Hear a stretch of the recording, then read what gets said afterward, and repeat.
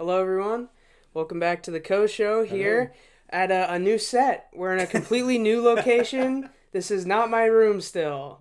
We've made the big time. Yeah, we bought our own studio. We actually moved to Los Angeles. Hung up all the old memorabilia. No, obviously, we just flipped the room around, flipped the camera, not the room. We didn't flip the room around. Flipped the camera around. Decided maybe this is, I don't know, a little bit more fitting of a background for what we're talking about. Maybe not the world maps. Not going worldwide? Yeah, no. Oh, man. So we're back at it. I think this is episode 12. Yeah. So I think we're like 3 months into this. Yeah. That's pretty good. Wow. Haven't gotten in a major fight yet. That's good. Yeah, I haven't gotten in a major fight. The fame and glory hasn't really gone to our heads yet. I still talk to all you little people out there. We have all 9 of you. consistently at least 5 or 6 viewers every single podcast. So we're hitting it big. But that's right. But no, we've said this at the end of a few episodes, but we just enjoy doing this. So yeah, it's pretty dope. What do we got this week? Nothing really. I mean, more of the MLB being stooges. Rob Manfred saying, actually, there's not a 100% chance that we play. Even though I think a week or two ago, he said that there was a 100% chance that they were going to play. It seems like they're trying to stall to get down to 50 games. And the players are playing it so smart. They went from saying, no to when and where. We'll do it right now. And because they know that Manfred and the boys want to stall to under 50 games so they don't lose money. Yeah. I think they feel like they're losing money every game that they are. Played. I think they actually I think they ran the numbers, and if they play more than 50 games, they lose money. And some of it depends on the team. So the teams with good. Actually, the Mariners have a really good local TV deal. Yeah, we got a huge one, right? So they would not lose a lot of money. Obviously the Yankees with the Yes Network are going to make money. So, but a lot of teams, the Brewers, the whatever teams they have in Florida, those teams would, every game they play, they're going to lose money. They should move the Marlins to Portland or something, or Charlotte. They should. They should get them out of Miami. And not have them be the Marlins in Charlotte, probably, though. Maybe change the name. Yeah, so, baseball is fumbling the bag again. They could have been the first sport back, and not only are they not the first one back, they might not be back at all. Yeah. I think, and we'll get into this later. We watched the I forget what it's called, the documentary with Sosa and Mcguire, and how that, so there was a baseball strike. It was a strike or a lockout. I always forget which one. I can't remember who I was pissed at, but I don't remember. I believe the owners locked the players out. I think it was technically a lockout. Yeah, so they were both. The owners shut down the season. Yeah. And lost fans permanently, and they were pulled back in. So I think they're gonna lose. So I heard a guy on the radio today, Chuck Powell, KJR. He's a huge baseball guy, and he says he doesn't know if he's gonna watch it. He's, if they don't play this season, he's so angry, and that's his favorite game. Listen, man. Why? Because you're missing out on something you love for a year. You're gonna take it away from yourself. Yeah, it makes really. I mean, I understand being mad. I'm gonna be really mad too, and I'm not a fan of the MLB right now. I'm especially not a fan of Rob Manfred. But I'm not gonna stop myself from watching something I love. I'm not gonna make a rule that I'm not going to watch it, but I will. I'm not gonna hurry back. I'm not gonna be excited about it. I'm gonna have a sour taste in my mouth for a long time if they don't play. I already do. I don't know. So, it's about a little less than a week ago, Manfred and the Players Association lead guy, Tony Clark, I believe his name is, former player, get in a room and everybody makes it sound like they're going to play. And they're really, one side is saying 60 games, the other side is saying 70 games, and they can't figure that out. 65? Can't we just do 65 and call it good? What's so complicated about the owners? From what I'm reading from it, the owners are scared to lose a cent. They don't want to lose a single penny. They won't sacrifice that, and the players just don't want to give in. and they want to get as much money as they can too. I think a lot of the reason that the players are being so hard-headed, and by the way, they're playing it so well. I think the reason they're doing that is because they know that next year is a CBA negotiation, and they have to set a good precedent. And it seems like the MLB is the only league that lets their players dominate them in this kind of stuff. I mean, the players still don't have a salary cap. Yeah. Now, I won't say they dominated because I'm pretty sure there was a lot of things in the last CBA that players didn't like. But the players, it seems like, have the owners kind of in a dangerous place right now. Even the old head fans are blaming the owners more than the players right now, it seems like. Yeah, I would agree. And what's weird to me about this whole thing is I feel like if you're an owner, you should have a long-term view. Yes. So you're not worried about 2020. Hey, rich people like to keep their money. I get that, but you're not just concerned with 2020. You're concerned about your product over the next 20 years or however long. The players should be more concerned about today because they make their money today. Yeah. And these guys have most of these guys have a short career, so you can own a team for a very long time and pass it down to your family and on and on and on. But a player, most of them, I don't know what the average MLB career is, but the very best of the best play 20 years, and some people come up for a couple of years, and it's a lot of. It seems like it's reversed. Like the owners have the short-term view, and the players have the long-term view. I feel like it should be the opposite. Yeah. I mean, a lot of players, they'll make 90% of the money they'll make in their life before they're like 34. Yeah. Or even 30. So, I think it's weird. It's just weird to me when people side with owners in this kind of thing and this kind of stuff. And also, it goes to show, like, I mean, I guess you can argue this about the players too, but man, the owners really don't care about winning. They don't care about the legacy of their team. They just care about making money, and they know that a sports team, it's supposed to just print money. You're supposed to have no risk when you own a sports team. Like every single year, you're making money, even if you're a terrible team. Unless you do like a really, really awful job. But for the most part, just off of tradition and namesake alone, you're going to make money. And now that there's some risk, and now that, there's some adversity and they might actually lose money for one time, they're like shitting themselves.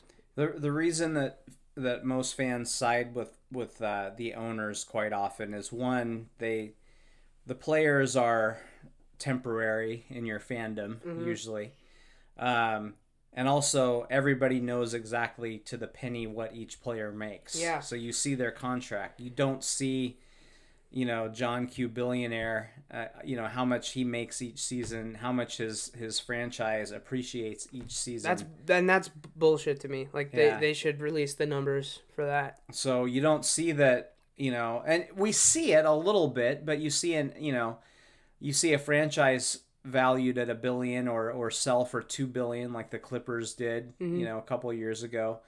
Some of those guys are making $1 billion in value basically over time.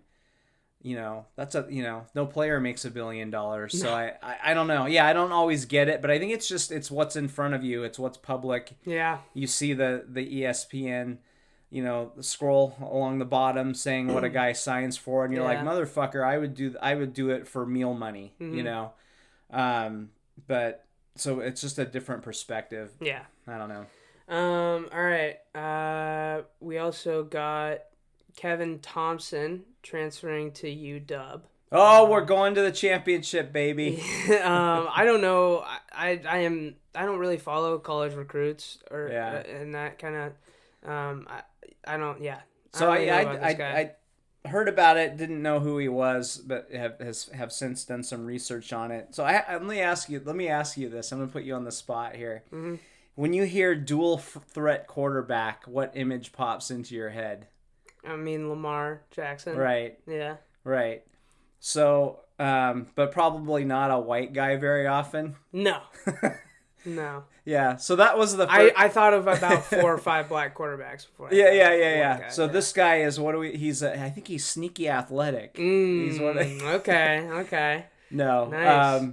But so anyway, I was surprised, it's one of those things where I'm like, oh gosh, yeah, okay. That's, it just tells you that there's a little bit of bias in all of us. And I'm like, I heard him on the radio and I'm like, he sounds kind of white. And I'm sitting there going, dude, you're not supposed to think that kind of stuff, You know what I mean? Like you're not supposed to put these labels on people. And then I looked him up and I'm like, he's white. But anyway, he's a dual threat white guy. Nice, okay. So, but he was a 2-star recruit out of Auburn. I think everybody just shut us off right there after my commentary, but no.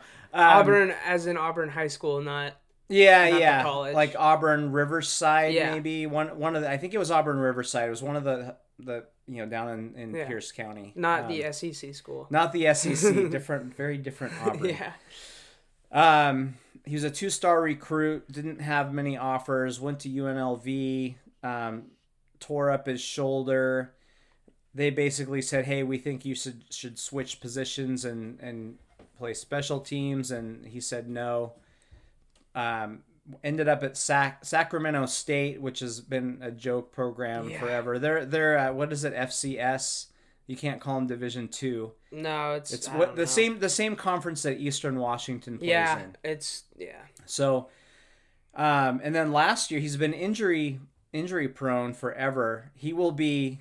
Well, first of all, they beat Eastern this last year. They won their conference, went to the playoffs. I didn't know that. He was an FCS All-American.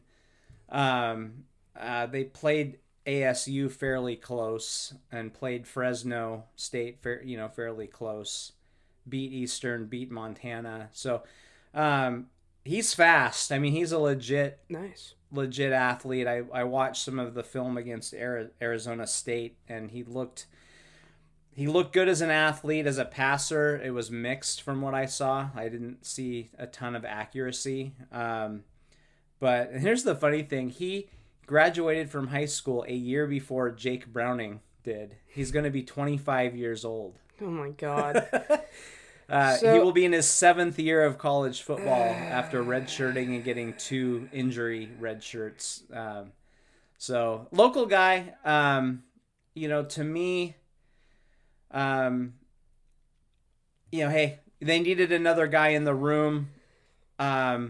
I guess the best case scenario would be he doesn't win the job because either Sermon or Dylan Morris are so good. But at the very least, he pushes them, and maybe they don't have a quarterback like him on the roster. So maybe they can put him in for some certain packages or for a series here and there as a change up. Mm-hmm. But hey, I wish him well. He sounded like a cool dude on the radio. I liked him a lot. Well, that's good. Dad's a big UW fan, so. But yeah, I don't think I don't think he's gonna be a great quarterback. But does he think he has a really legitimate shot then? Because I think he was told. I think. Basically, he says he was told by the coaches, "Hey, we have some quarterbacks we really like, but you will, you're going to be given an opportunity. You'll be, everybody's starting from, you got a new head coach and a new offensive coordinator. Nobody really knows what they're going to do offensively. We've been told that they're going to be a pro style down, throw it down the field type offense, which is not what this guy does. He's more of a zone read type guy. Right. I watched it and a lot of that. So, I don't know. But by the way, I just want to make my feelings on Jacob Sermon clear. I'm not a fan. Yeah. I don't think he's good. I don't like him. Like I don't like him as a person. Yeah. As a person, what do you mean by that? He's a douche. Yeah. I have it on good word. Yeah. Yeah. It's funny. I've heard similar things from UW sources. I know Dogman doesn't like him. Yeah. And I know people in his life a lot of the time maybe don't like him. So right. He I know you saw him play Jackson and weren't impressed when he was in high school. He won like the player of the year in his conference, and he had not the most touchdowns or yards, but he had the most picks, and he didn't have the best completion percentage. He threw by far the most passes, and didn't have the most touchdowns or yards. I don't know. And he didn't. I don't know. He's just tall and has a big arm. Winning team, cool. Big recruit. There was a let me ask your. This is totally off the subject here, but. So there was when I was, writing for, covering sports, there was another writer, and he was the Seahawks reporter, but he was talking about when he covered sports, high school sports. I forget what town, but it was Kevin Garnett was their player of the year. And he said there was another guy that had bigger numbers than Garnett. But the guy was like not really a recruit. He was one of those 6'4" center guys that can be great in high school. Very clearly not. They're a community college type kid, right, at the next level. So and I'm like, you gotta know. He name the guy who was the best player. Mm-hmm. Not because the best recruits. Guess what? Kevin Garnett's gonna be a Hall of Famer. Yeah, like that kid. You think he gives a shit about? No. Shit about being the high school player of the year? No. This other kid would have that on his wall. Yeah. Garnett's in the NBA Hall of Fame. Obviously, you can't know that, but... Yeah. But anyway, I just... So who... I've heard things about Sermon that, questioning his leadership. He put his name in the transfer portal last spring and then pulled it back out. So I'm out on him. I've been out on him since my sophomore year of high school. So. I think Dylan Morris will be the guy that... I hope so. I don't know why people aren't talking about him more. He was a 4-star recruit also. I think he's, kind of Jake Browning with a stronger arm. I think he wins the job. And that's what I want. Yeah. Essentially. I mean, that was our biggest complaint with Browning. And then they've got Garbers, who might be the best of the three long term, but he's a true freshman with no spring ball. Yeah. With Zoom practices, yeah, don't put him in. Yeah, let's not start him. Nah. But anyway, I don't know. But I'm with you on Sermon. I would be a little surprised if he starts. But we'll see. Hopefully one of them is freaking great. Jacob Sermon, man. If you happen to come across a little clip or something, use this as motivation or something.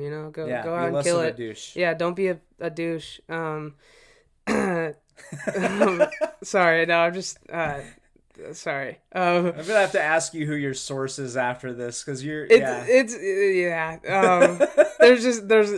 anyway. I just can't even begin to delve. So okay, how do you?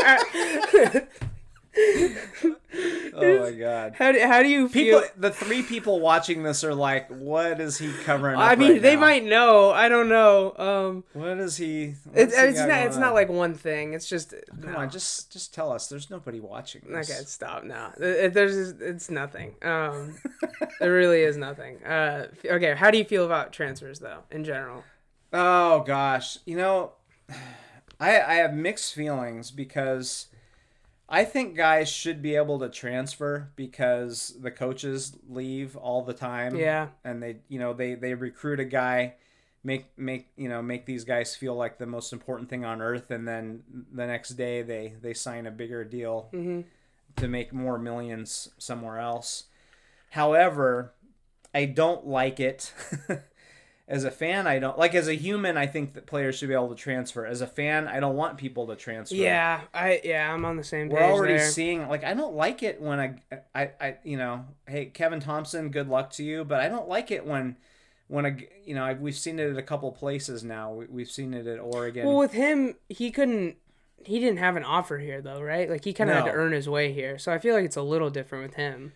Yeah, but if you're if you're Sermon or Morris, you're like, I've busted my ass for this program for a year or two. Yeah. And you're pulling this guy in, out of nowhere, and now he's taking the job. And then also, I don't like guys leaving either. There's a lot of, I didn't win the starting job. Okay, I'm transferring. I'm only a sophomore. It used to be, at UW. I mean, I know more about UW than anywhere, but there are a lot of players that didn't play shit. I mean, Don James used to say, somebody asked him, when's the best time to play a freshman? And he said when they're a junior or a senior. But it's not like that. If guys don't play right away, they're like, fuck this, I'm out of here. Yeah. Transferring. So I think it creates chaos. I was going to say, I don't like kind of the culture it's created. Right. And I don't like that programs have a philosophy of going out and hunting transfers. Like, I don't know. I don't really like that as much. It's kind of dirty. Yeah. It's like, but I mean, when you look at a school like Baylor, Matt Rule took a bunch of kids that feel like they didn't get given their fair chance and turned them into a top program, almost took them to the playoffs. So it's like, there's a lot of different ways you can kind of slice the pie, but I mean, yeah, I completely agree with you. Like, as a human, think about it. If you think you might have a chance to go to the league and instead you're sitting behind maybe, I don't know, a bigger name or something. Yeah, I mean, I think the perfect example is who's Mustache Boy? What's his actual name? Minshew. Yeah. I mean, the guy started in the NFL last year. He doesn't do that if he doesn't transfer. So I get it, and it's the same thing with Kevin Thompson, right? I mean, and Thompson. Let me for sure clarify this. If you've earned your degree, 100%, you should be able to transfer, no limitations. Yeah, I agree. I'm fully in support of that. I agree there. So the other part of this is, let's say you're a freshman or sophomore and things aren't going your way. Mm-hmm. Should players have to sit out a year? You shouldn't lose a year of eligibility. Maybe you should sit out a year, but you shouldn't, like, that should not take that should not take 25% of your career away. Right. It's dumb. So some guys have red shirts and some guys don't, though. Some guys have burned them and some haven't. True. I mean, I guess if you've already burned your red shirt, I mean, I don't know. I don't like sitting out for a year, really. Here's actually, what I really don't like is that there's subjectivity involved in who can transfer and who can't. Right. I think there should be a clear set of guidelines, and then maybe you have, like, you can apply for a special thing. Like, for example, like you said, if your coach leaves, maybe if your head coach leaves, you should have one, or maybe every player should get one free transfer. But I don't like that, maybe a big name quarterback would have an easier time than a small name offensive lineman or something. Right. Do you think the school you're transferring from should have any input on transferring from? Yeah. No. Okay. No, because they're losing a player. So, like, of course they're gonna. I mean, a lot of the times I'm guessing they're like, it's best for both of us or whatever. But right, yeah, it seems sort of murky. I know there were some examples just last year. So you had. Oh gosh, who's the Ohio State quarterback? Put up huge numbers this last year. Justin Fields. I mean, that guy's transferred once or twice already. Yeah. And he Burrow transferred. Burrow transferred. So Fields gets to play right away with no penalty. And so did Kyler Murray and Baker Mayfield too. Right. So, and Fields in particular, there was no real reason.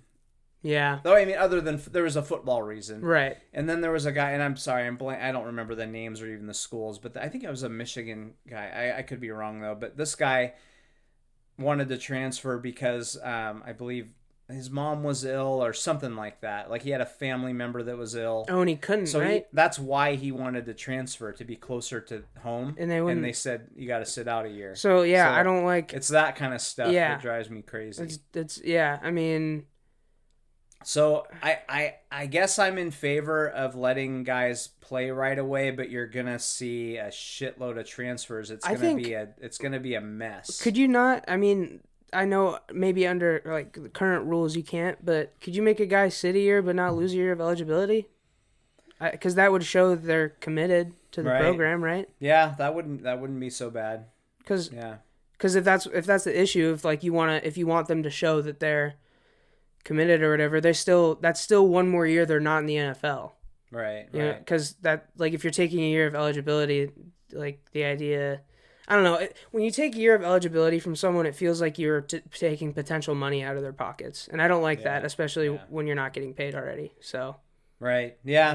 I don't know. Like I said, I think they should be able to transfer, but you're gonna see a lot more transfers. It's gonna happen all the damn time. Hell, it happens in high school too now. Like, I mean, how did LeBron and D Wade's son get on the same high school team this year? And also, D Wade's son is gonna leave. Yeah. So like, he's gonna be at his third high school in 3 years, or actually no, because they were both freshmen this year. So, but I don't think they were not. You know, it's not like me going from Gateway to Jackson. They set it up kind of in a specific way, obviously. And there's just a lot. I would say there's less loyalty in general in the world, probably, which in some ways might be good. Everyone's trying to get their own, and it's like, I respect it. You know, right. At the end of the day, I mean, I think personally, we should praise, you know, the Kobe's and the Dirks and the Tim Duncans that stay with their team the whole time. And I mean, they all won championships, so that's not really a great example. But I think we should praise them. But I don't think that doesn't mean we have to hate on someone that wants to go win a ring, so they leave shitty Memphis and, you know, like, go find a ring. But what's interesting is, so Jordan, Chicago was shitty. Yeah. And how much different would we look at Michael Jordan, even if he'd won 6 titles, if he'd said, oh man, like, I can't beat Detroit, fuck it, I'm going to go sign with Detroit, and they win. It's different if he signs with Detroit, though, because that's like KD. That's like KD going to the Warriors. Right. Even worse, actually. That would be worse than KD. That would have been worse at the time. Yeah. Especially at the time. At the time. Like, even now, I think. But even if he'd gone anywhere else. The true. Chicago thing is not working. Like, he's looked at it as a different guy. It is looked at different, but I don't think he's less of a... I don't think, like, he's looked at different, but I don't think he's looked at as any lesser. I don't think. Right. Like, at least in my eyes, it's different with different people. Yeah. But for me, like, if you win 6 rings, you win 6 rings. You know, it's different when you go. It would be different if at the very end of his career, like in his Wizards years, if you were to go to, I don't know, if you were to go to the Lakers at that time with Shaq and Kobe, and you know what I mean? It would be different than in your prime. Maybe going to a place that, you know, doesn't have, like, already a ton of stars like KD did, but at least can help you win. I don't know. And it's very, like, all of these it's very circumstantial. Like, you know, it's a very case by case type of thing with that. But yeah, let's see, what else do we got? The Griffey documentary, and I guess we can also talk about the Mcguire and Sosa thing because it fell within the same time period. Right. Yeah, we watched both just in the last couple days. Yeah, so I guess let's start off with the Sosa and Mcguire one, actually. For me, I didn't actually know a ton about either of them. I just kind of thought they were both scumbags. Actually, I knew Sammy Sosa's kind of a nutcase, but I didn't, like, I came out of this a Mark Mcguire fan, personally. Yeah. Honestly. Yeah. It really shed a good, like, it made him look good. And I didn't, you know, before I was just like, oh, he's just like a piece of shit, cheater, whatever. It was very clear that he was a home run hitter as it is. He was, as he said, he was born to hit home runs. And I don't think he took it like, I'm going to do this and hit a lot more home runs. You know, my numbers are going to go up. Like, I think he actually did it for recovery, which changes kind of my opinion on it a little. Yeah, I agree. I think that he had a lot of injuries early on, and I think that's the, you know, his numbers are tainted. I mean, don't get me wrong. Yeah, I'm not going to justify his numbers. I don't put him in like that category with Griffey, like, even. Yeah. So but yeah, it was interesting. You know, obviously, so you know, 98 was before you were born, so you didn't go through that season, and it was awesome. You know, it was, again, yeah, go ahead. I just think that documentary did a pretty good job of like kind of creating that feeling where it took me out of the mindset of this whole time they were cheating. Like I was into it. I was like, you know, even though I knew the outcome, I was like, oh, who's gonna win? Like, it felt really awesome when you're watching the documentary, which is what the guy said he wanted to do. Like, he wanted to take you back to that feeling, and maybe kind of not just the whole time it be shitting on Mark and Sammy. Yeah, I'd forgotten how. I mean, I knew it was a battle, you know, but I'd forgotten just how close it was. Seriously, all the way right through. At the end, and Sosa having the home run lead for 45 minutes, and then Mcguire hits 2 to take it back that day. So crazy. And it was, you know, again, so that the lockout was in 94, and then there was a strike, I think, to start the 95 season for a little bit. They thought about using replacement players. God damn, I will not. That's what I won't watch. Yeah. Any league with replacement players, refs was bad enough. And there were guys, like, they went so far, they had guys in camp, like, there were known scabs. So there were guys that crossed the line. Russell Wilson playing for the Yankees. Oh, God. Yeah. So there were guys that were labeled. I mean, I can think of one right now that played for the Mariners, Charles Gibson, who a good defensive player, but everybody knew that he had crossed the line, even though they never played games. At least I don't think they did. I think they just did some spring training. But so negative feeling about baseball. Now, baseball won Seattle back with 95. Yeah, but a lot of other cities were still angry, especially heavy union cities were still very angry at baseball. And then 98, people got sucked back into it because it was so fun to watch those two go back and forth. And they seem to, Sosa, as weird as he is now, he was so charming back then. With his, I don't know what his little thing was. But, me too. I was like, I could see, because I knew people were kind of caught up in like his whole personality and stuff. And looking now, it's like, hey, he looks like a freak, and and he seems a little delusional, maybe. Like there were a couple times where he was describing the way that he approached kind of the media and the game. He was talking about how he kind of, like I said, how he approached it, and everyone in his life said the exact opposite of him. Like, he loved the attention, all this stuff. Yeah. So it seems like, I don't know, he's kind of a nutbag now, but yeah. I remember there was a story. Oh gosh, I think it was after that season. It was a couple years after that season, and he was still putting up big numbers. I believe it was an SI writer that said, basically, do you take steroids? And he said, no, of course not, or something like that. And the guy says, oh, cool. Hey, I've got a doctor, like here or outside the room. Would you be willing to take a test right now? So it was like, yeah.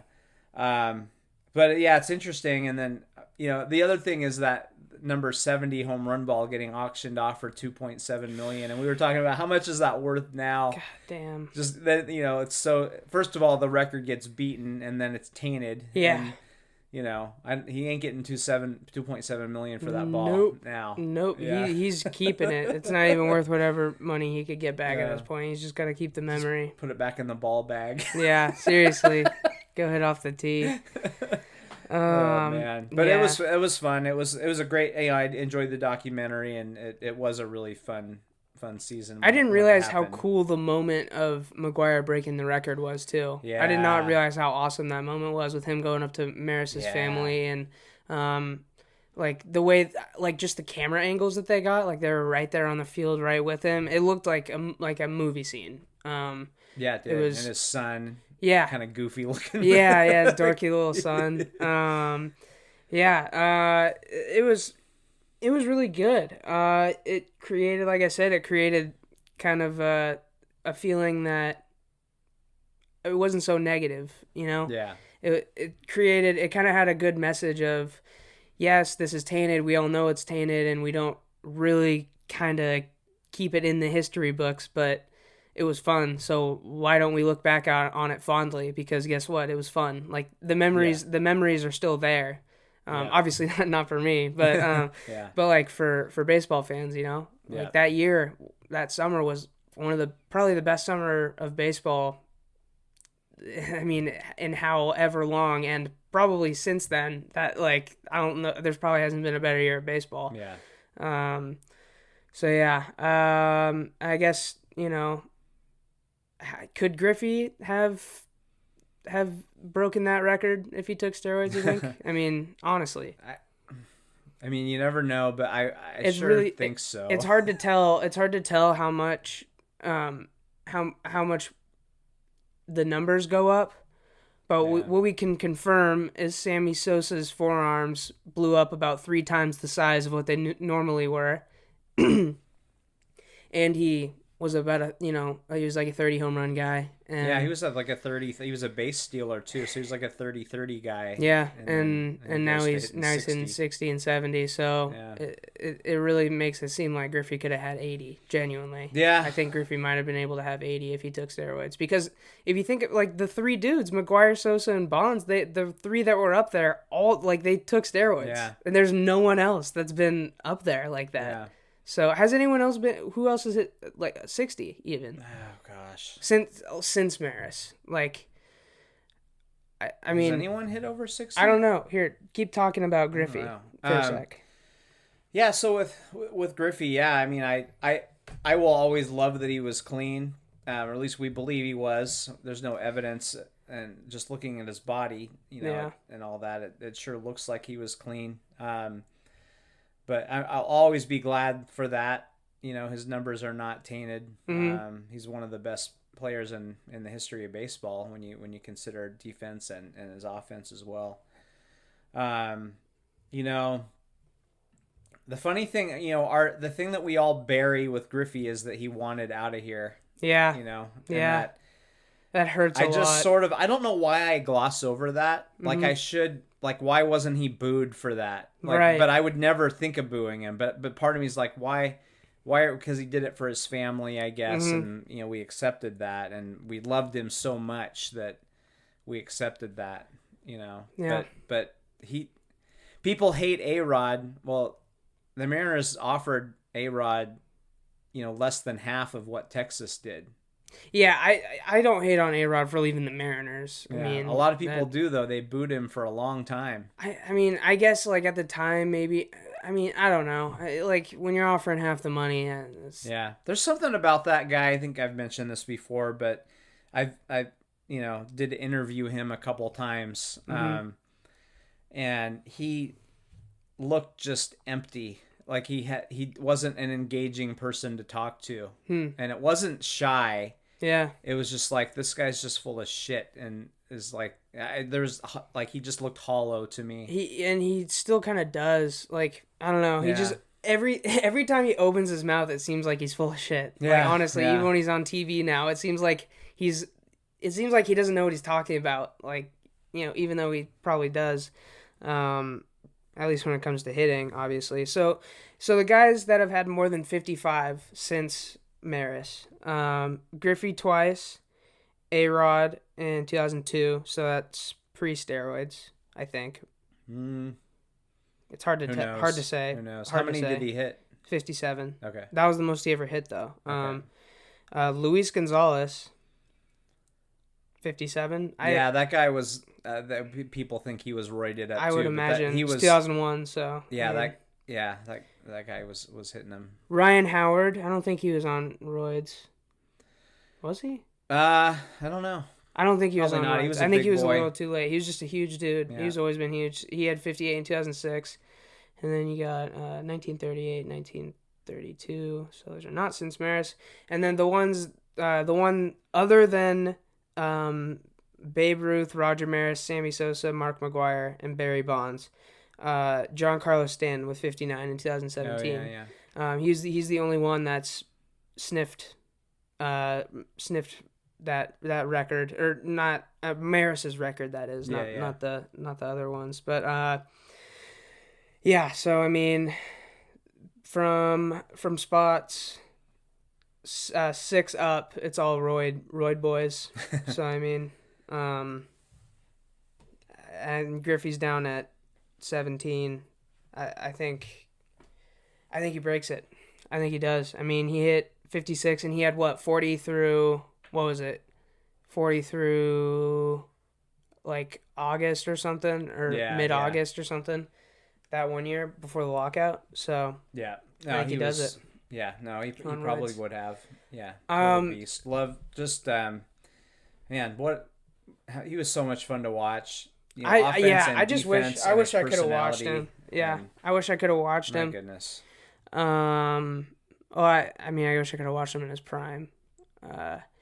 We did see home run number 627 of his career. We did. So that was his fourth to last. Yeah. So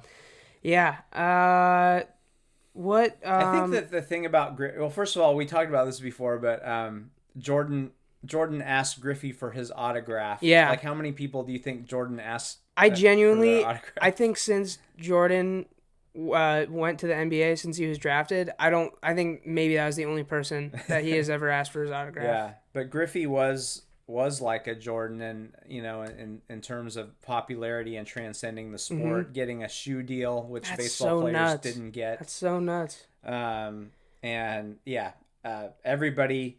So this, you have to remember too, Seattle's a pretty big deal now, but it wasn't a big deal then. I remember being a kid in the mid '80s and having people, people used to watch Westerns all the time, with like Clint Eastwood and stuff like that. They were on TV quite a bit, but people would ask me, is that what it's like in Seattle? I'm like, well, the Western takes place in like the 1800s. Yeah.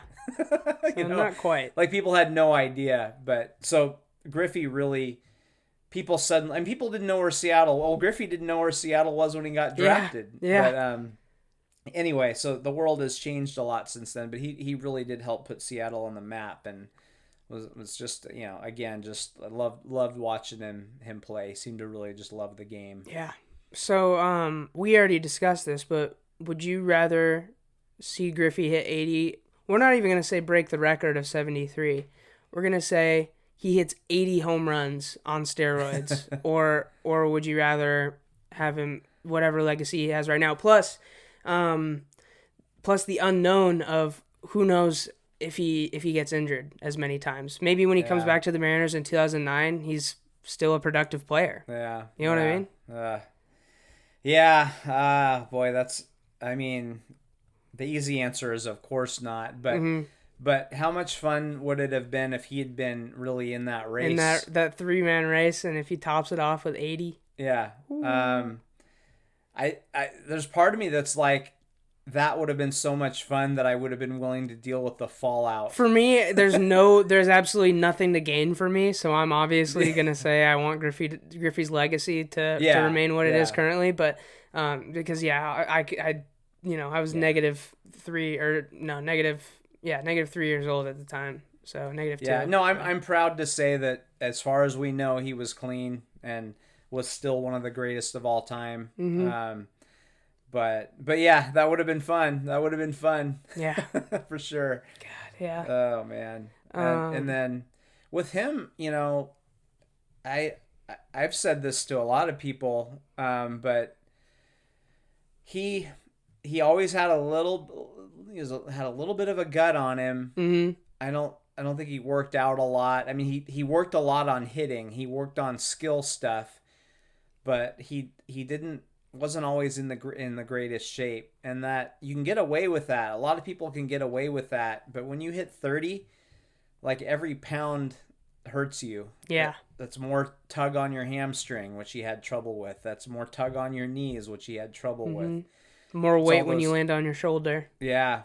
Yeah, so he had all those injuries, and he wasn't like fat, but he had a few extra pounds, and you wonder if he had kept himself in better shape, would he have avoided some, because he just couldn't, and maybe injured all maybe the way. Steroids not only get him in better shape to avoid, but also, as we know, it helps your recovery time. And since Griffey was a guy that he self-admittedly always kind of put himself back when he was around 90%, yeah, and he never quite let it fully get back, maybe he gets back to 100% on those, and maybe he's in better shape. So you're telling kids take steroids? Yeah, definitely take steroids. No, go take steroids. Obviously, Mark Mcguire is, I would say, probably more hated than loved still at this point. Yeah. At least outside of St. It's hard Louis. to get over. I mean, look at Pete Rose. It's yeah. People don't Pete get Rose over is just cheater. a dick, though. Yeah, he is a dick. And we both think he should be in the Hall of Fame. And all that. He but should he definitely is a be dick. in the Hall. He would be in the. He might be in the Hall of Fame if he wasn't such a dick. Seriously, if you just played a little bit of the MLB's game, so just say you're sorry for real, and yeah, I mean he's more interested in signing everything he gets his eyes on and making $20. So and apologizing in a book, right? Yeah, seriously. So I bet I could sell some books if I apologize. That's like OJ's move. If I did it, selling a book called "If I Did It." Jesus Christ, right, you maniac! Yeah. Yeah. All right. So let's what did you like, the Griffey doc or the Sosa Mcguire doc more? From like a content perspective, not obviously not like the players. Wow. I would say the Mcguire Sosa one was, I would agree, probably a better product. It seems like the Griffey one was a little bit of like someone just really wanted to show off how cool Griffey was. Yeah. Like it didn't, I don't know. The Sosa Mcguire thing was kind of it created a feeling, Yeah. Yeah, they did. They did a good job of putting us back in that time. The only stuff I was really like super intrigued about the Griffey doc was just stuff I didn't know about mostly. Right. The other stuff, it's like them talking about the picture of him on the ground when he was smiling. It's like it's the essence of Griffey. Like, yeah, we've talked about this I think the best part about the Griffey documentary, the part I enjoyed the most was they went into detail with the stuff with his dad. That's and it was on Father's Day too, so that was kind of cool. Yeah. But just the way that they joked around with each other, and still even now, that the way that they interact with each other was a lot of fun. But yeah, I didn't really learn anything. I guess that's what I'll say. There was no. I think after that Jordan documentary, we have this high standard of we're gonna see some inside shit. Because they filmed absolutely everything. I think I might have learned more from the interview he did with All the Smoke. Yeah, maybe. Yeah, I can't remember exactly what they talked about in that versus talking about the draft process was interesting. Yeah, we've already talked about All the Smoke more than once or twice on this podcast, but if you want to learn more about Griffey, or just hear him talk a little. I think some of it is Jordan. There are some people that have said, "Oh, Jordan, it was a puff piece for Jordan," and yeah, there's some truth to that. But he was talking, like he was spilling some beans, like he was letting some stuff out. Where Griffey is not really like that. He was like, "I didn't do it for the money. I didn't do it for the fame. I did it because I love baseball." Yeah. It's like, come on. Like, how many times are we going to watch documentaries where they just say shit like that? And it's like, okay, Griffey, I believe you. Yeah, I think it's true. I do believe that about him, but it's like, okay, yeah, I mean, I already kind of knew that. Yeah, and you like baseball. Like, he didn't say, like, why didn't they... There was nothing like, man, I would have loved if he would have talked about Mariner ownership a little bit. Or he said he touched and lifted back off on the podcast on All the Smoke about that. But that's not Griffey though. Griffey's, no. He'll go to the grave and probably never say negative stuff. He didn't say like, he truthfully had a warm heart towards Mark Mcguire and Sammy Sosa and Barry Bonds and that whole situation. Yeah. Like, he truthfully was like, I'm not a Hall of Fame voter. Yeah. Like, they're cool dudes. Like, whatever. Yeah, like, I don't know if I could look at it like that if I were him. I'd probably be more bitter.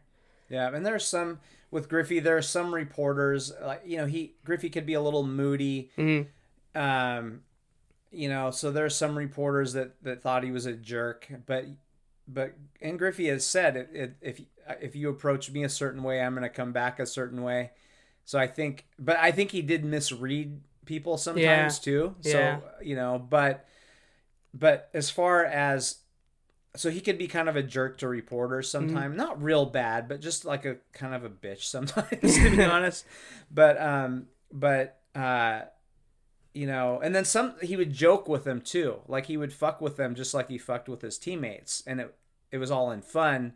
But some reporters don't like that. They can't handle that. Yeah. Like I would have loved it if he would have, you know, broken my balls a little bit. The hell, that'd be awesome. Fun.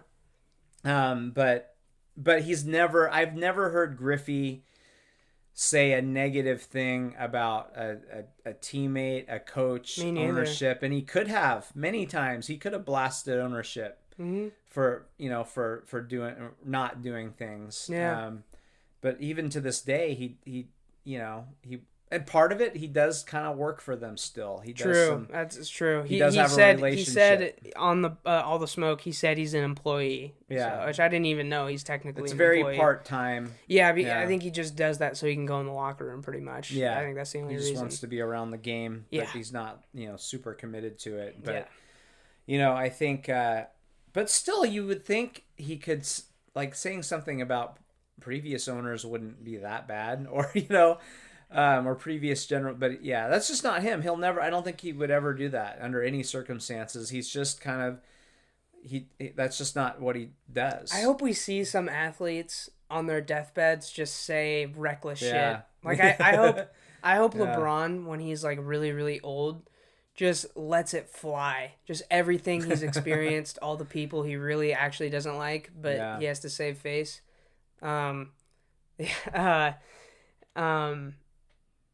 I kind of lost my train of thought there, but yeah, I would really like to see a guy like Griffey just shit on Barry Bonds in his last year, Yeah, I think that's what was so that was a different, again, with the Jordan thing, is he was a little bitter about some stuff, and I didn't think that guy should have won the MVP. And he was drinking on it, and he was really.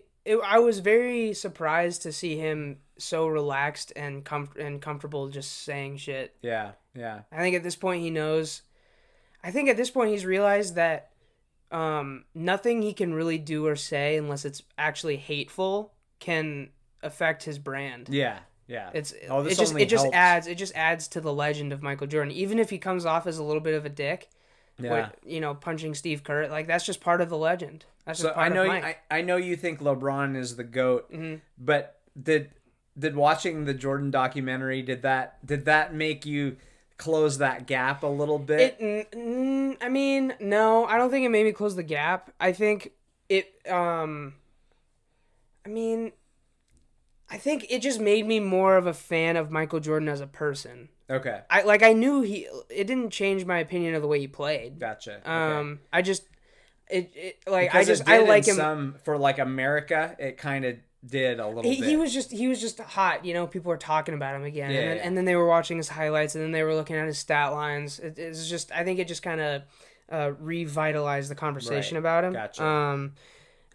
This is a much very different scenario, but I think a lot of people started moving Kobe up their rankings lists when he passed. Yeah, I genuinely, I think that's true, and we always do that when somebody passes away too young. We move them up. I've always had Kobe floating around my top 5. But I think a lot more. I think there are a lot of people that and it's just a natural human thing. I think there are even some people putting Kobe at 2 and LeBron 3 or Jordan 3. I hadn't seen that really ever before. No. So I mean, not out loud. Again, it's a very different scenario, but it's kind of the same thing. Kind of a similar thing where we're just talking about the person again. Yeah, that'll happen with LeBron, like when he gets his send off. When his doc drops, I imagine he's got a film crew. Imagine the documentary of the COVID championship that LeBron wins, and they have all the behind the scenes footage. Although I guess they probably can't have camera crews in there right now, but. If they could find a way to get some behind the scenes footage of LeBron putting up shots in a mask or something. Oh man. And we're all going to watch that and go, fuck, that time. Yeah. Oh, that sucks so much. Actually, I don't even know I think people maybe won't want any COVID content. Like, I'm scared. I'm scared that stand-up comedians are only going to have COVID jokes, and I'm scared it's going to be an overload of COVID content. I've heard Rogan and some of his guests say, No, we're not. No? No, we're not doing Good. any of that shit. Good. To me, COVID stuff, you need to 5 years. Really, yeah. You either need to wait or really find your own lane kind of into the issue. That's kind of what comedy is. Like you find an issue or a topic and create your own avenue in it. You just can't do that right now. Even I'm fatigued. I like to make a lot of jokes on Facebook and just have some fun. Yeah. But even I've fucking run out of COVID jokes. Yeah, it's bad. I'm tired of it, and it's not funny anymore. It's not in the same way that a normal tragedy would be the thing where it's you can't joke about that. Yeah. It's just please stop. We're just. I'm so done talking about it. So done. But yeah, I think the COVID thing, it'll be if the LeBron documentary comes out 5 years from now, then it'll be okay. But if it came out next year, we're gonna be fuck this. I don't think LeBron would have it drop probably until after he's in the Hall. I think he'd probably do it around the time he gets into the Hall of Fame. No, that would make the most sense. Yeah. And I wouldn't be surprised if he's already had a camera crew in for a season. Possibly. If he doesn't, he's going to. Well, Kobe already did too. So I don't know if. Because Adam Silver had a big hand in the Jordan documentary. Yeah. He was actually the one that kind of put everything together. So I'm guessing he probably had at least some role in getting the Kobe one. So maybe LeBron already knew that this Jordan documentary was going to happen, and maybe he already knew about the Kobe one too. Right. I wouldn't be surprised if that was the case, but who knows? All I know is that there will be a LeBron documentary someday. Yeah. And Not one. Not two. There will be so much pressure to get it right that they can't not get it right. They have to make it really good. So I'm confident that it will be. He's gonna have to say something interesting for it to be good. That's the thing, is he's gonna have to give details and that's why I don't know. Maybe he waits more. Maybe he waits longer because he's obviously a first ballot Hall of Famer. Is he really gonna spill some beans only 4 or 5 years out of the league? I don't know if he will. I mean, he still has peers in the league. His teammates. He has teammates in the league that'll go on to play for another 10 years. Yeah. So it's I don't know if he'd want to do it that soon. Right. Who knows? So yeah, I guess before we close here, let's get into round 2 of our Seattle Sports Moments bracket. Yes. I think okay, good. It's over there. I was do we have it? Yeah. So. So we went. You grab it. We went. This was a thing that was in the Seattle Times a week ago. We did round 1, and it basically is pitting. It's 32, right? Yeah, 32. The 32 best moments in Seattle sports history. KJR did this too. I think the Seattle Times kind of stole it from KJR, but Seattle Times has it in print. Fuck the Times, man. We got it in print. Yeah, I'm still Fuck the Times. But this we're going to use their This stupid is not an newspaper. endorsement of the Times. Fuck the Times. No. Unless they pay us. They can pay us to say good things about them. Yeah, I'll love the Times if you pay me. I don't think they have any money to pay us, though. It's too bad because I used to like them. Yeah. I don't know. They're what's his name is a nutcase, the publisher. Yeah. Whose name I'm forgetting now, but don't give him airtime on our 5 viewer podcast.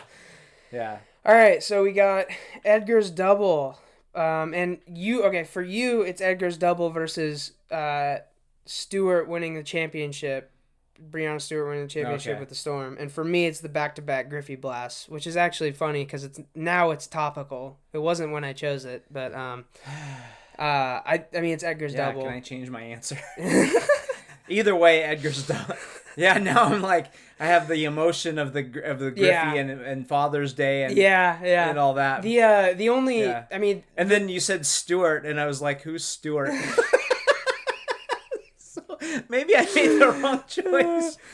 Our reasoning was it's a championship. Yeah, that's the reasoning. Yeah. So it's definitely very viable to go with that, even though we don't really watch the WNBA. Yeah. But either way, whoever is going up against Edgar's double is getting beat. So. Yeah, I mean, I don't know. We have some good ones coming up. Yeah. No, I mean, between those round. two. Yeah. Yeah. Oh, yeah. And I mentioned this last week, but I don't like their bracket.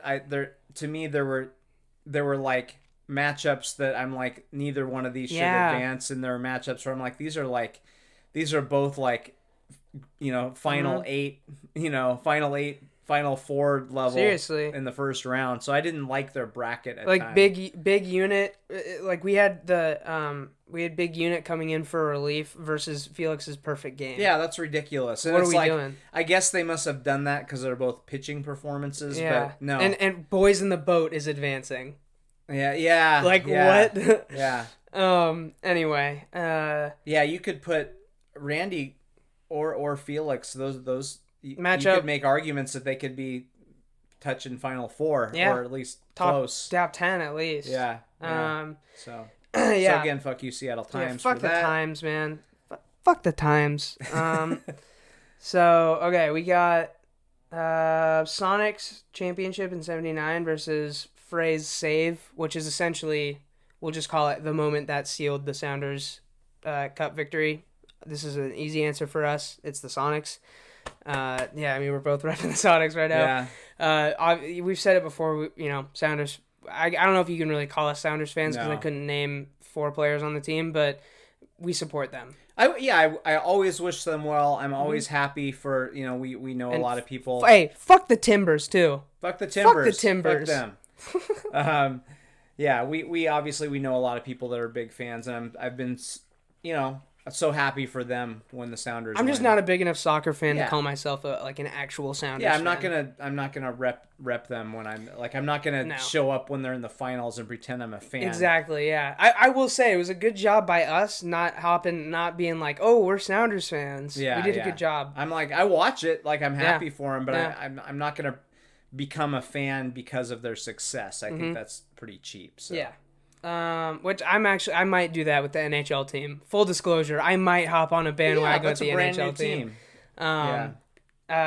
It might take them to be good though. For me, that's the thing. I don't know yet. And the Sounders, you have a chance you might win me as a fan. Yeah, if there's no baseball and you guys good are point. playing your tournament, you might earn a fan. I might watch. Yeah, I watched the World Cup, so I guess I don't know why I wouldn't. Yeah, I'd watch a cornhole championship right now. Are you kidding me? Good point. Yeah.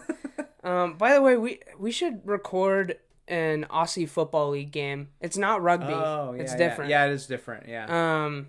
I heard Pat McAfee talking about it. Apparently, it's pretty cool. It's cool. Yeah. So, it's on at I think 2 a.m. our time, literally. So obviously we can't watch it, but we should record it. Yeah, that'd be fun. All right, we got Seahawks OT comeback against the Packers versus Masked Bird.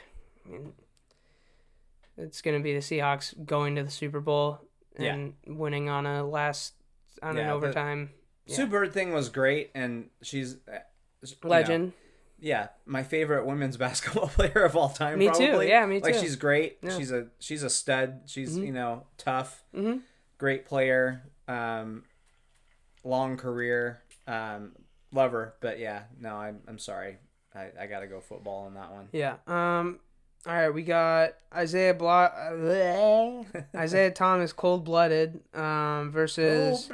versus Harvin's touchdown return. Oh, man. So the moment we realized we're winning the Super Bowl, although we were already up, we're up 22-0. We already probably would have won. Yes. But the moment we realized the Seahawks are going to win the Super Bowl versus the moment that the Huskies actually do win the Pac-12 championship. Yeah. Head to the tournament. It's tough. And I have his jersey on my wall, and that was the jersey they were wearing. They were wearing the black jerseys. Yeah, it was dope. And Percy Harvin's a nut job. But it's interesting because we watch, when I watch a game, no matter the circumstance, my brain is always calculating, now you can, watch it online. What's the probability? Yeah.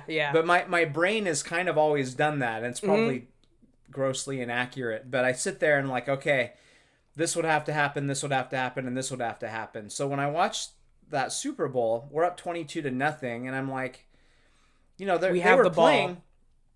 were playing, but they're playing the record-setting NFL offense. I'm like, and I was wrong, but I'm like, you're not going to keep them, and we have one of the greatest defenses of all. You could argue the greatest NFL defense of all time. Top 5 for sure. Right up there with the 85 Bears and the Ravens and all the Steelers and all that. I mean, they're up there in that conversation. Mm-hmm.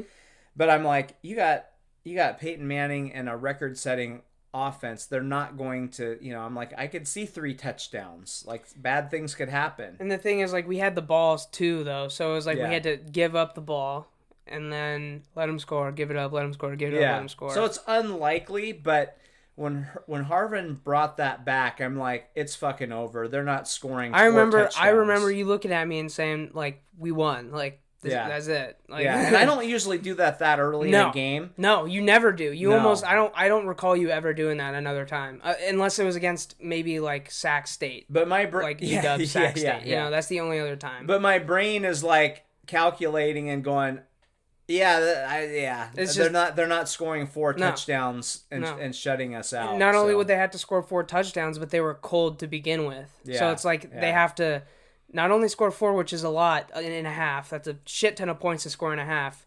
But you have to do it when you've been playing like dog shit the entire day already. So yeah. So what are you picking? Now that we've hyped up. These are again 2 of my favorite moments of all time. These shouldn't even be matched up in the second round, honestly. It's okay, and I'm trying to put myself in the moment too. Like a touchdown return on the second half kickoff, like that's so nuts. I guess. Oh my gosh, it's hard. Like I want to go with the game winner, but we're talking about the Super Bowl. You know what I mean? It's the biggest. It's the biggest ever. Period. Just the biggest ever. Which way are you going on this? I think I'm gonna take IT. Yeah. I think I'm gonna take IT. Yeah. Because I went fucking nuts when that happened. Yeah. I went so nuts when that happened.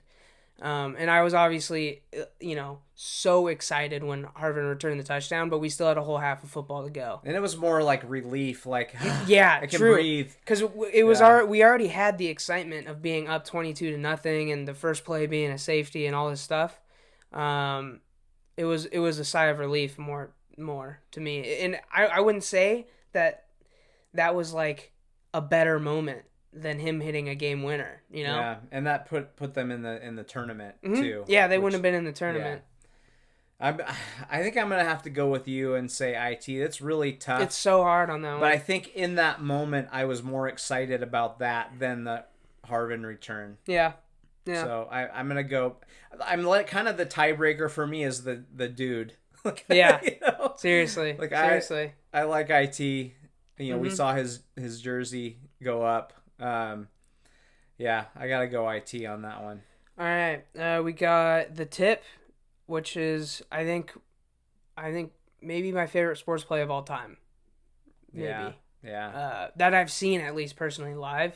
Obviously, you saw Edgar's double, so it's a little tough. But versus, we also disagreed on this one. For you, it was everybody scores, and for me, it was the Lister Blister Kemp jamming. But I mean, it's the tip. Come on, that's not even a conversation. Yeah. I think both of those both made it through because they were both kind of like. Yeah, like everybody's cool, scores but... was really great at that time. But yeah, the tip put you in the Super Bowl. Yeah, it's my favorite play. The ball's in the air. Oh shit, we might lose. It's legitimately my favorite. Yeah, I think for sure, at least that I've seen on a live. So yeah.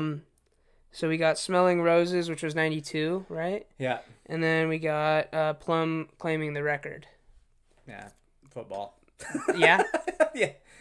Yeah. Explain to me why that Rose Bowl was more significant than any other Rose Bowl.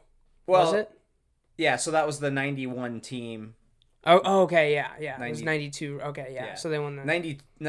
The 92 team lost the Rose Bowl. Okay, yeah. Yeah, okay, then it's going to be that one because that... You had Desmond Howard, the Heisman Trophy winner, getting shut down. That was their championship. And Mario Bailey doing the Heisman pose I forgot to mock him. I got the years mixed up. I was there too, man. It was a great day. I got the years mixed up. I forgot that was... Because, obviously the 92-91 thing is a little confusing. So, yeah, I mean, I guess... I originally my gut went Plum's record, but I forgot that was what secured them the championship and is against Michigan. So then we got Boys in the Boat versus Felix's Perfect Game. It's gonna be Felix. NHL going to Seattle versus the Beastquake. It's gonna be the Beastquake. So let's see. We have this means so we're down to the Elite 8. So do we want to do how do we want to do we want to end it here? Do we want to do another round and then the Final Four and championship next time, or do we want to do all three next time, or just the Elite 8 next time and then the Final Four? Let's do the Elite 8 now. Now? Okay. And then we'll do the Final Four and championship next week. I like that. All right. We got... Okay, it's Edgar's double versus Sonic's championship. Oh, my God. And here's the thing about the Sonics championship is I didn't even know that happened. Me neither, honestly. No, I mean, because I lived in West Virginia. I moved here 3 months after that happened, and I don't even know. We didn't really have a great TV, and the NBA wasn't a huge deal then. Especially Seattle. I mean, so I've learned, like, I've grown to love that, and I've watched some of their games and read a lot about it. But I didn't feel that emotion. It happened before I was here. Yeah. Even though, like, that should have been, if I had moved here 6 months earlier, that would have been right in my wheelhouse. I was 8 years old. Yeah. Like, that would be my first great sports memory. But as it is, I come here and I'm like, what's all this green shit people are wearing? Yeah. Sonics? What is that? I didn't even know what Sonic meant. Mm-hmm. Like, what the fuck is Sonic? For me, not only did I not obviously see it happen, I wasn't a huge basketball fan until the last few years. Like, that's when I was a basketball fan, but I really started getting into the NBA the last couple of years. You started thinking for yourself instead of hearing me saying turn the fucking exactly. NBA game off. Exactly. God damn Howard Schultz, you fucking bastard, I hate you. Yeah. I went to college and realized, actually, I like basketball. Yeah. No, but I hope you could still hear me a little bit. I don't even really have a personal connection to, like, the players that were on the team. Like, there are a lot of people who would put them up there, right? I know. But I respect Sigma and X-Men and all that, but I just, like, I didn't live that moment. It wasn't my moment, so I can't elevate. I didn't live either of these, but I get chills when I hear Edgar's double, when I hear the call at the end of the day. You know, I don't. The only reason I know Jack Sigma is because he looks funny, and also NBA 2K. A sweet perm. Yeah. Listen to, if you haven't heard it before, anybody listening to this right now, listen to the call at the end of when the Sonics won the championship, and just the guy. It sounded like game 27 of the regular season. I don't think you've even heard the call. Maybe I have. Bob Blackburn, and he was a good play-by-play man, but things were just more straight-laced then. So he's like, true. The ball gets thrown high in the air, and the Sonics have won the 1979 NBA championship or something like that, and it just. You're like, and it just cuts to commercial. Dude, and it just goes. Could you pretend to be enthused? Yeah, but he was just a pro. He was a pro's pro, so that's not really. Man, what you imagine did then. Having, because sports fans. I mean, maybe it's changed. Maybe sports fans are just way more passionate now. Like, they had the same feelings, right? There just wasn't the hooting and hollering, but like, imagine trying to hold back those same emotions. Like, and play-by-play guys nowadays will cry and scream on the mic, like. The mic will be clipping, and I think it's become more okay for those guys to be fans. Even now, if you're a member of the media, and this was certainly true when I was doing it, like, the rule is no cheering in the press box. Yeah. So even if you are a fan, I mean, I covered the Huskies, and there were a couple of times where I was like. And I remember my buddy John Sleeper that I covered games with, he would kind of see me doing this, and he would slap. He was kidding, but he would calm down, because he knew I was a fan, but I had to bury it. That's so funny. I think the play-by-play guys were more like that too. And it really was after that. It's really kind of started in the probably the late 80s, where okay, we want our listeners to get excited, so we want guys that sound exciting. So that's why Niehaus was, because he would get fired up. Yeah. That's why we love him so much. And Kevin Calabro for the Sonics, same deal. He got jacked up, and we loved that. So I think Bob Blackburn came from that era of I am a journalist, I am a member of the media, I call what I see, and I'm a professional.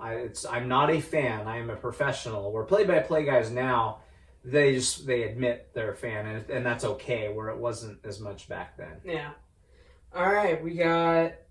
Oh my God. Okay, we got. We got a tough one. Seahawks OT comeback versus IT. So the thing, so we chose IT over the moment we won the Super Bowl.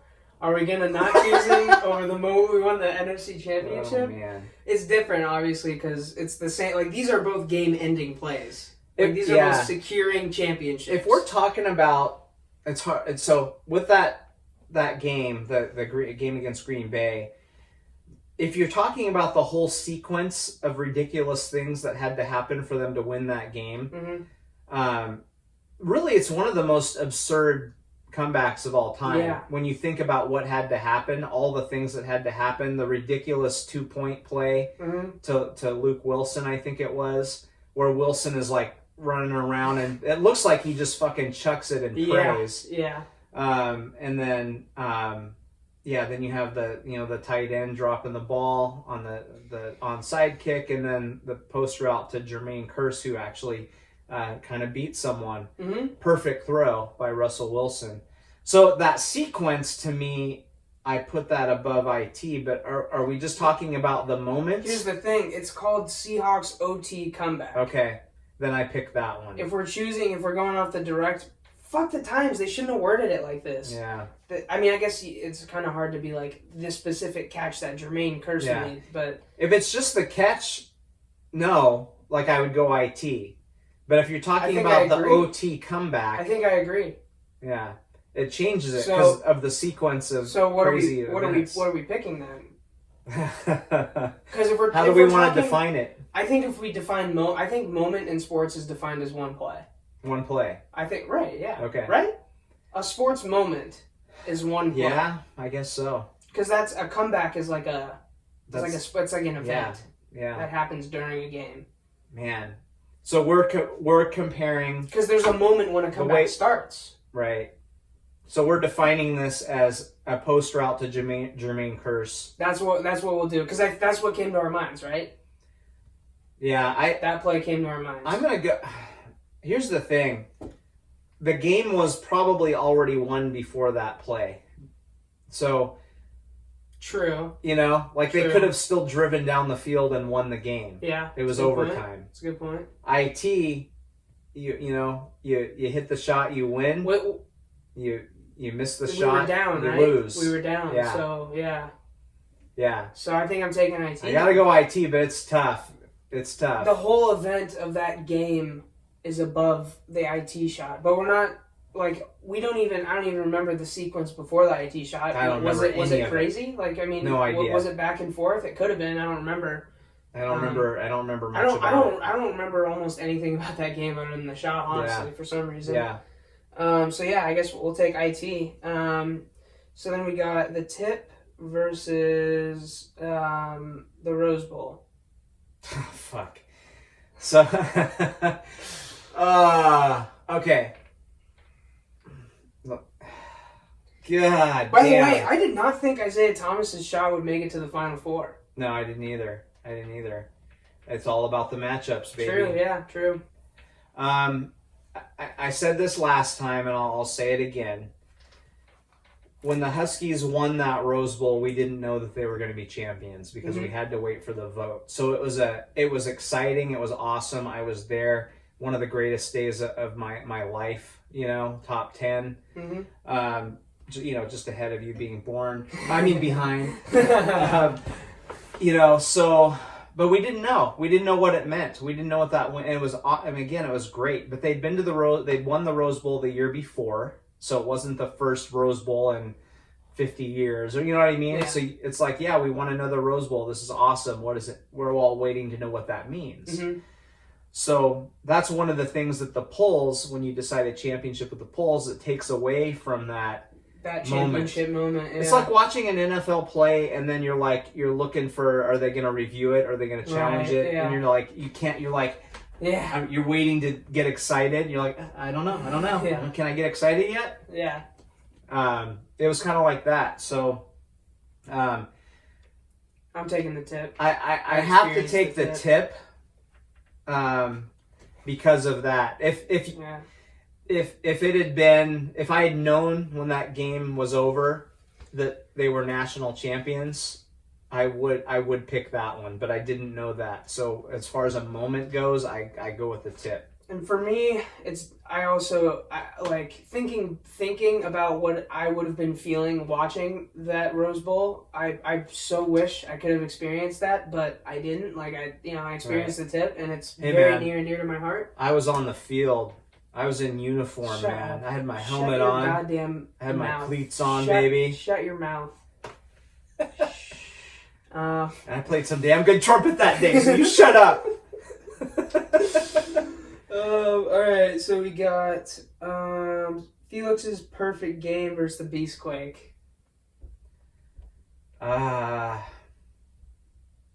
For me, I go Beastquake. Perfect game versus Beastquake. But I think I'm biased because it's the Seahawks and it's the Mariners. Yeah, that's the thing is, it's unfair. Yeah. It's tough for me because Felix was like... Yeah, you have even more of a connection to Felix than I do. Yeah. Because he's your youth. Yeah. Yeah, I was a long, bitter Mariners fan. For me, I feel like that's like all that Felix really has to hold on to at this point, like from his career. Yeah. I mean, I get. God damn. So you have, one of the greatest accomplishments in the history of Seattle sports. Yeah. In terms of the Beastquake is the best run. But the Beastquake is it the best run in NFL history? Yes. Like I don't think there's a better one. Some people like to bring up longer run, like 99-yard runs. Dude broke more tackles than there were dudes on the field, pretty much. He knocked guys over twice. Yeah. Yeah. Oh my God! You and everybody listening, if you haven't heard him do his play-by-play, this just happened. This was released on Twitter just recently. Oh, really? My God. Him talking about... I have seen it. I gave him a little stiff arm. Gave him a little stiff arm, This is going to be trouble. Yeah, this is going to be trouble. Oh, it's great. Yeah, you have to listen to that. But yeah, I have listened to that. I totally forgot. Yeah, that was funny. That's tough, though. I mean, they're both great. But my immediate reaction was Beastquake, because I don't know. I think also because like Felix's perfect game didn't mean jack shit, really. Yeah. If you really look at like the season, and I don't even remember what season it was, but I know the Mariners weren't good. Yeah, so there's a fair bet there. Yeah. I think I gotta go Beastquake then. It hurt. Like it actually hurts me that I'm not picking Felix there, but I think I gotta go Beastquake. All right, so down to the final four. Just to clear it up, the matchups will be Edgar's double versus IT's cold-blooded game winner, and then on the East region, we'll call it, the Tip versus the Beastquake. Four amazing plays. I think maybe if you switch the matchups around, maybe the top four looks a little different. It could. Maybe just one or two. I think there's only one or two maybe that I you put Felix ahead of IT. That's another super hard one to choose, but maybe do I put IT over the Beastquake though? Like all those three are really really close to me. But yeah, so we'll pick our champion next week. Actually, we'll do the final four and the champion. I already know. Like, in my head, I think I know what my championship is, and I don't think I'll be able to choose. I really just won't be able to. I think that'll be it, though, for the episode. I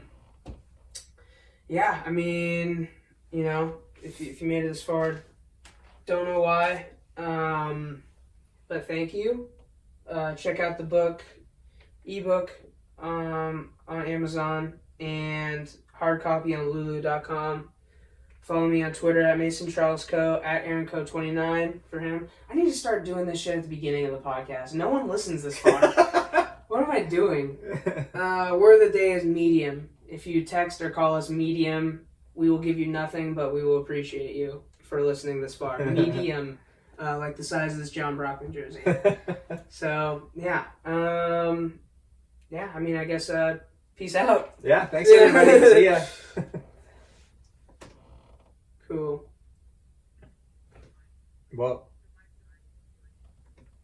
Wait. I heard people. Yeah, hold on.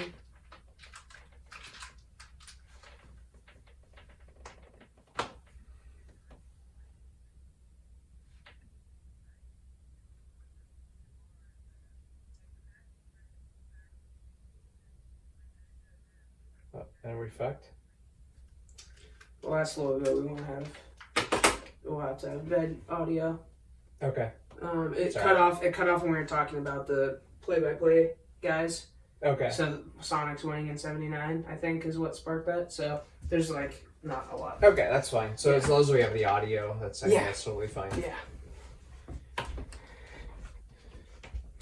Well, unless this stopped recording, we're good.